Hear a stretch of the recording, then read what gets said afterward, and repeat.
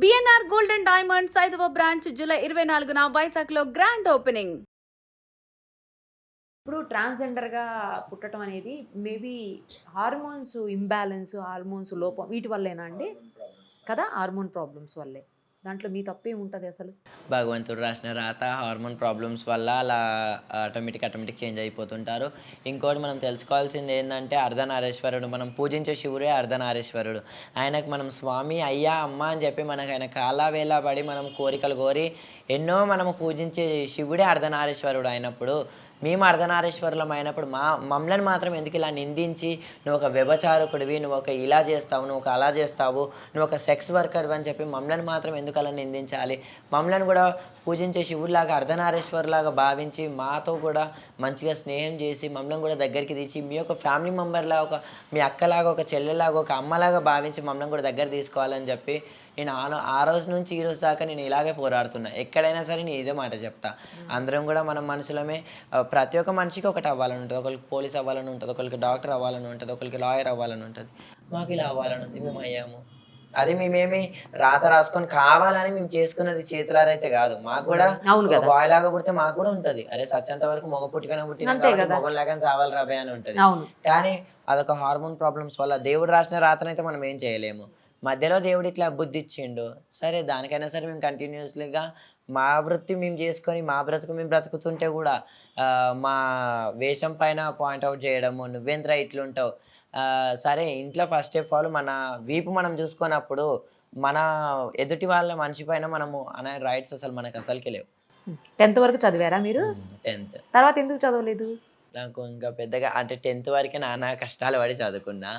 ఇంకా దాని తర్వాత ఇంకా నేను స్టడీస్ పైన ఇంట్రెస్ట్ లేదు. అప్పటి కూడా నేను చాలా ఫేస్ చేశాను స్కూల్ డేస్లో కూడా. అంటే మాది boys school separate, girls school separate.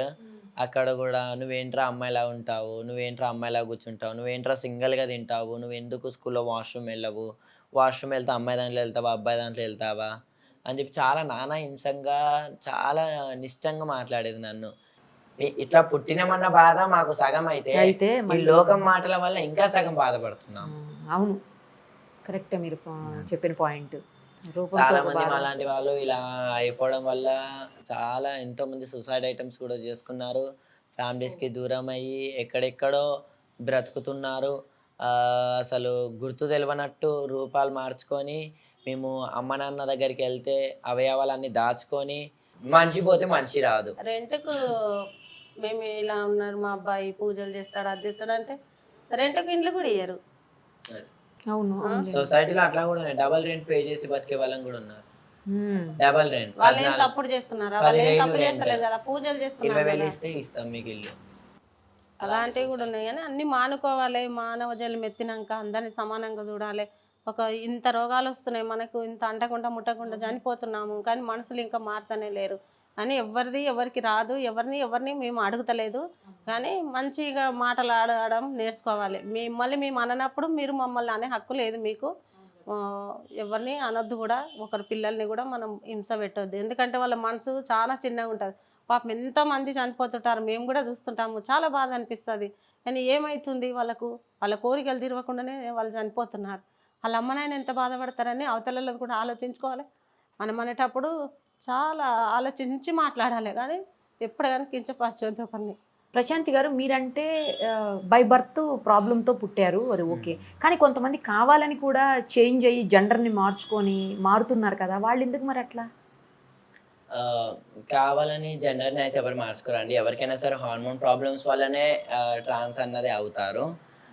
కొంతమంది రోడ్ పైన వేషధారణలో అంటే వాళ్ళని బైరూపి వాళ్ళు అంటారు. బైరూపి వాళ్ళు అంటే ఏంటంటే వాళ్ళు జంగల్ వాళ్ళు. ఐ మీన్ బైరూపి వాళ్ళు ఏంటంటే వాళ్ళు చేతులకు అంతా హెయిర్ ఉండేది, మొగ చెప్పులు వేసుకొని ఏదో అప్పటి మందం శారీస్ కట్టుకొని విగ్స్ పెట్టుకొని రోడ్ పైన బెగ్గింగ్ చేసుకొని వాళ్ళకి మాకు చాలా డిఫరెన్స్. అసలైన ట్రాన్స్జెండర్స్ ఏంటంటే ఆపరేషన్ చేయించుకొని మన మొత్తం బాడీ పార్ట్స్ అన్ని చేంజ్ చేసుకొని వాళ్ళు 41 days నానా హింస అంటే ఒక పెద్ద నరకం నుంచి మళ్ళా జన్మ ఎత్తి వాళ్ళు ట్రాన్స్జెండర్స్గా మారి వాళ్ళు ఎంతో వాళ్ళైతే ఎక్కడ కూడా ఎవరిని కూడా కొట్టి, ఎవరిని కూడా హింసించి, ఎవరి దగ్గర నుంచి కూడా డబ్బులు లాగేసుకోరు. సొసైటీలో ఏందంటే ట్రాన్స్‌జెండర్స్ అందరూ కూడా కొడతారు, డబ్బులు లాగేసుకుంటారు, వాళ్ళ ఇళ్ళలోకి వస్తే దొంగ దోపిడీలు చేస్తారని చెప్పి ఒక పుకారు పెట్టారు. కానీ ఏ ట్రాన్స్‌జెండర్ కూడా అట్లా చేయదు. ఒకవేళ ఒక ఎదుటి మనిషి దగ్గర లేకపోయినా సరే వాళ్ళు బెగ్గింగ్ చేసుకునే డబ్బులైనా సరే ఇచ్చి, నాన్న కడుపు నిండా తినేసి ఇంటికి క్షేమంగా వెళ్ళు. మేము ఈరోజు కాకుండా రేపు మళ్ళీ ఒక దగ్గర అడుక్కుంటే మాకొస్తాయి డబ్బులు. కానీ నీకేమైనా అయితే నీ ఇంట్లో మీ మమ్మీ డాడీ బాధపడతారని చెప్పేవాళ్ళు మా వాళ్ళు. కానీ రోడ్డు పైన అలాంటివి వేసేవాళ్ళు ఉన్నారు. అలాంటి వాళ్ళు మాకు ఎక్కడ కనిపించినా సరే మేము అలాంటి వాళ్ళని అక్కడే కొట్టి నిలదీసి మాట్లాడతాము. మీరు ఇలా చేయకూడదు. ఎందుకంటే మీరంటే ఇలా ఉన్నారు కాబట్టి మీరు ఎక్కడ జాబ్ చేసుకున్న బ్రతుకుతారు. మీరు మాలాంటి వాళ్ళ కొట్టకూడదు. మీరు ఇలా ధరించి, మీరు ఇలా రోడ్డు పైన ఇలా చేసి మాలాంటి వాళ్ళ పరువు తీయకూడదు. ఎందుకంటే మీరు చేయడం వల్ల అందరికీ కూడా అదే పేరు వస్తుంది. కాబట్టి నేను ఇప్పుడు అన్నీ వదిలేసుకొని ఒక జోగినిలో కంటిన్యూ అవుతున్నా. ఇండస్ట్రీ పరంగా కానివ్వండి, ఎటువంటి ఆఫర్స్ వచ్చినా సరే వదులుకోకుండా అన్నీ కూడా చేసుకుంటున్నా. ఇండస్ట్రీలో కూడా ఆఫర్స్ వస్తున్నా సరే అవి మంచి ఆఫర్స్ వచ్చి ఒక మంచి క్యారెక్టర్ వస్తుందంటే తప్పకుండా చేస్తున్నా. చేశారా ఇంతకుముందు మీరు? మన సంపూర్ణేష్ బాబు గారి మూవీ 'కాలీఫ్లవర్'లో చేశాను. అవునా? ఓకే. మన అద్రియాబి గారి మూవీ వెబ్ సిరీస్ మన 'పాయింట్ బ్లాంక్'లో చేశాను. ఓకే. ఇంకా చాలా వెబ్ సిరీస్, ఓహో. ఆల్బమ్ సాంగ్స్ అవి చేశాను. ఓకే. అమ్మాయిగా చేశారా, అబ్బాయిగా చేశారా అందులో? ఆల్మోస్ట్ అమ్మాయిగానే చేశారా? మీరు నిన్న మొన్నటిదాకా అబ్బాయిగానే ఉన్నారు కదా ఆల్మోస్ట్. ఎప్పుడు కూడా అమ్మాయిని పెళ్లి చేసుకోవాలి అని అనిపించలేదా? నాకు 7 years నుంచి అటువంటి ఆలోచన లేవు. 7 నుంచే లేదు. నాకు అటువంటి ఆలోచనలు ఎప్పుడు కూడా లేవు. అంటే నాకు అసలు మ్యారేజ్ పైన కానీ సెక్సువల్ ఫీలింగ్స్ పైన కానివ్వండి ఎప్పుడు కూడా మాకు అటువంటి ఆలోచనలు రావు. ఎంతసేపు దైవం పైన ఉండేది. కష్టపడాలి, బ్రతకాలి, ఇంట్లో వాళ్ళని ఎట్లా చూసుకోవాలి. మా దాంట్లో ఏంటంటే కాంపిటీషన్స్ ఉంటాయి. డబ్బుకి, గోల్డ్కి, సొమ్ముకి, సంబంధానికి వాల్యూ ఇస్తారు, మనుషులకు వాల్యూ ఇవ్వరు మా కమ్యూనిటీలో. అవునా? కొంతమంది ఎవరో నేను చూశాను ప్రశాంతి గారు, అడ్వకేట్ అయ్యారు, ఒక ఏదో జాబ్ చేస్తున్నారు, కొంతమంది ఉన్నారు అలాంటి వాళ్ళు బయట ఉన్నారు. మన దగ్గర లేదు. మన దగ్గర లేరు. కానీ బయట మాలాంటి వాళ్ళకి చాలా మంచి గుర్తింపు ఉంది, చాలా మంచి జాబ్స్ ఉన్నాయి, చాలా మంచి ఒక పొజిషన్స్ ఉన్నాయి. మన తెలుగు రాష్ట్రాల్లో అట్లా లేదు. ఇక్కడ లేదు. తెలంగాణలో అయితే అసలుకే లేదు. ఓహో. తెలంగాణలో ఎవరున్నారు చెప్పండి? ఒక హిజ్రా పేరు చెప్పండి, ఒక మెంబర్గా ఉందని చెప్పి ఎవరు లేరు. మాలాంటి వాళ్ళకు మా వాళ్ళే హెడ్.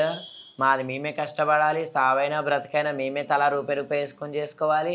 ఏ గవర్నమెంట్ నుంచి కానివ్వండి, ఏ పబ్లిక్ నుంచి కానివ్వండి మాకు ఎటువంటి సాయం లేదు, ఎటువంటి రూపాయి కూడా లేదు. పండుగ పబ్బాలకు కూడా ఏ గుర్తింపు లేదు. కానీ అన్నిట్లో మేము ముందు ఉండాలి.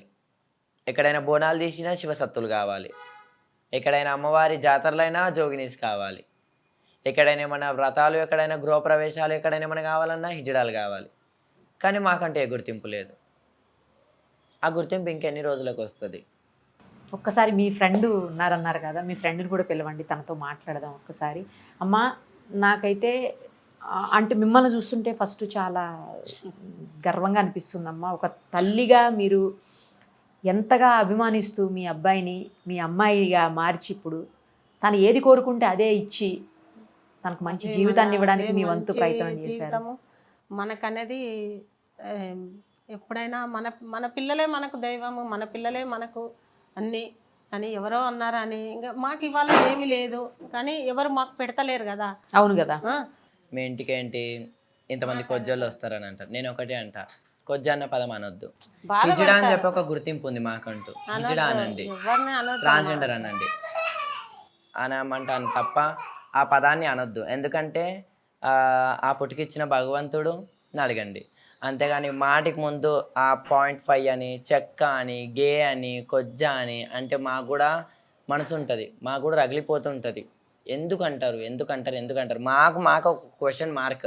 మీ లేకుంటే మేము చాలా ఇది చేస్తాము, అమ్మ మీరు ఎట్లా ఉన్నారు అంటారు మా దగ్గరికి వచ్చి కూడా. అని వాళ్ళు ఎంత తల్లిదండ్రికి అమ్మ నాయన అని పిలుపడందుకు వాళ్ళు ఎంత బాధపడతారో మనం కూడా అమ్మ నాయనగా మనం బాధపడాలి, మనం కూడా చూసుకోవాలి వాళ్ళని, బిడ్డలని. నాకైతే అది చాలా బాధ అనిపిస్తుంది అమ్మ. మీకు వందనాలు తల్లి. నేను ఇంతకంటే ఏం చెప్పలేను మీకు.